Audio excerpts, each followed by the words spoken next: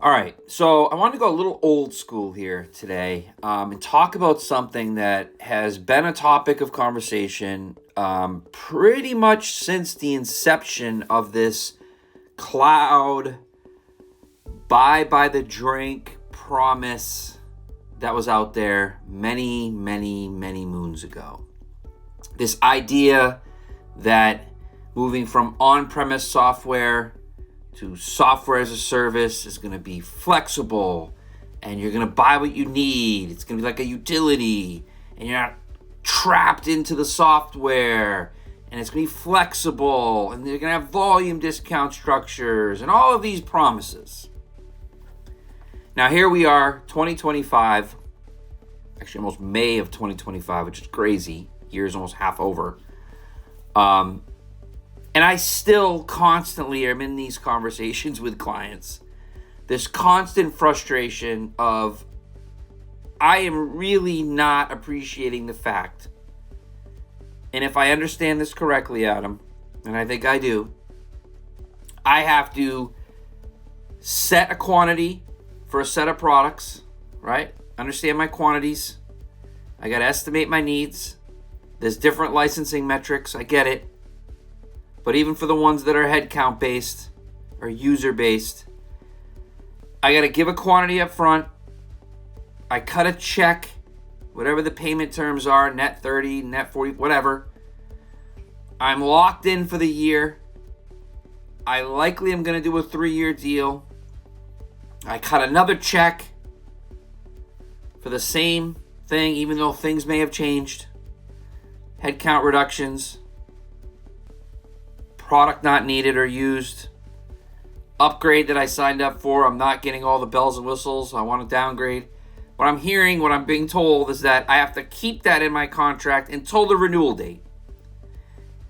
And I think I have a renewal protection, but I think what you're telling me is I have to maintain things again for another 3 years, whatever that renewal term is, to get any type of cap. That doesn't feel flexible. That does not feel like buy the drink.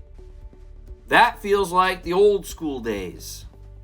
I have that conversation today frequently. Now, a lot of executives, a lot of them have gotten over this hurdle and have kind of come to understand that is the world.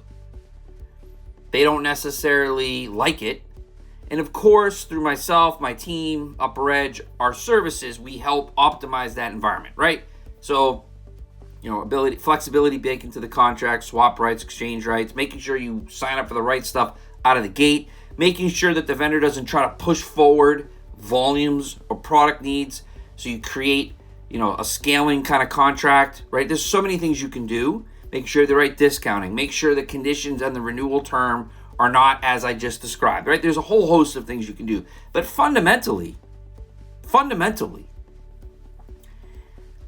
software as a service vendors, right? Salesforce, ServiceNow, Workday, Microsoft, Oracle, SAP, you pick them, right? Fundamentally, it's still sign up front, cut a check, you have anniversary dates for which you cut another check, and there's a renewal date. And if you come to us and ask us to drop the volumes, there's going to be pain or a penalty if we let you do it. That's the fundamental thing. And all I'm going to say is, beyond just making sure you get your profile, get your quantities, get your commitments, staggering, all set up front, obvious. Beyond that, it's critically important. It's critically important to push for concessions, to push your vendor to do things that are out of the norm, especially in today's world.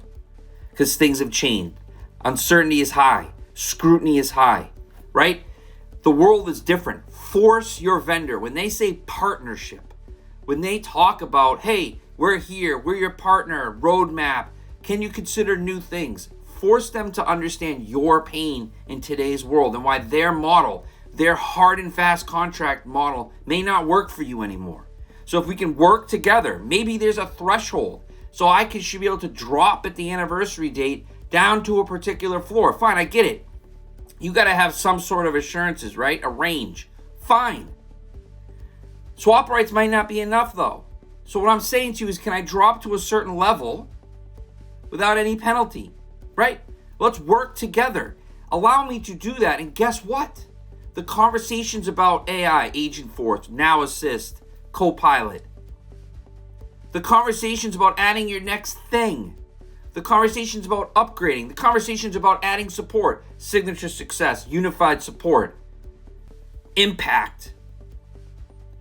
Those conversations may actually now pick up and happen because you are allowing me to take money that you might be trapping me to keep spending on things I don't need because I can't drop down. I can put that to something else, different budget holders in my company, so forth and so on. Or hold the line, create friction, move away from what a partnership is, and I don't know what that's going to mean for you. So again, that promise that happened years and years ago about flexibility is still very much not there.